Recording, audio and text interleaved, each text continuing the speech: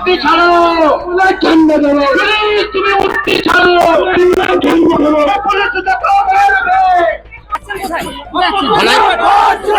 গ্রেপ্তার করলে আমাদের ছাড়তে হবে। হ্যাঁ হ্যাঁ, থানাতে। মুর্শিদাবাদ জেলা কমিটি ডিওএফআই এর ডাকে আজকে ডিএম অফিস অভিযান ডাকছিল, সেই মোতাবেক তারা কিন্তু আজকে ডিএম অফিস যাওয়ার পরিকল্পনা নিয়েছিল।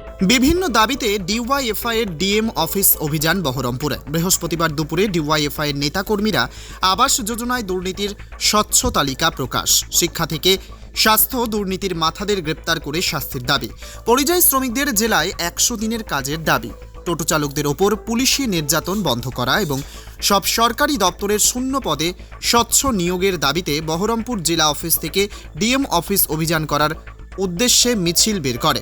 বহরমপুর টেক্সটাইল কলেজ মোড়ে পুলিশি ব্যারিকেডে মিছিল আটকে দেয়। পুলিশের সঙ্গে ধস্তাধস্তি শুরু হয়। ডিএম অফিসে ডেপুটেশন দিতে যাওয়ার সময় 6 জন ডিওয়াইএফআই কর্মীকে গ্রেপ্তার করে পুলিশ, পরে অবশ্য তাদের ছেড়ে দেওয়া হয়।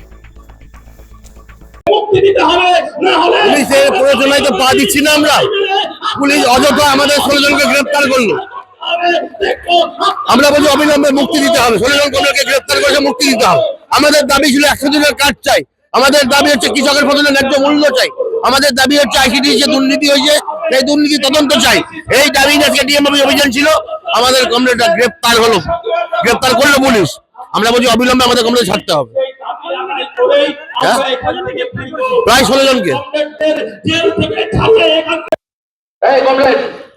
মুর্শিদাবাদ জেলা কমিটি ডিওএফআই এর ডাকে আজকে ডিএম অফিস অভিযান ডাকছিল, সেই মোতাবেক তারা কিন্তু আজকে ডিএম অফিস যাওয়ার পরিকল্পনা নিয়েছিল। কিন্তু তারা বহরমপুর এপিউসি ময়দান যেটা রয়েছে, এপিউসি ময়দান আসার সময় তাদের যে বহরমপুর টেক্সটাইল মোড় রয়েছে সেখানে পুলিশের সঙ্গে ধস্তাধস্তি শুরু হয় এবং ধস্তাধস্তির ফলে পুলিশ 6 জনকে আটক করে নিয়ে যায় বলে কিন্তু জানা যাচ্ছে। তারপরে আজ যে ডিএম অফিসের যে ডাক, 5 জন সদস্য ডিএম অফিসের জায়গায় ডেপুটেশন দিতে গিয়েছে। বহরমপুর থেকে জাজবাগ 24 বাংলা।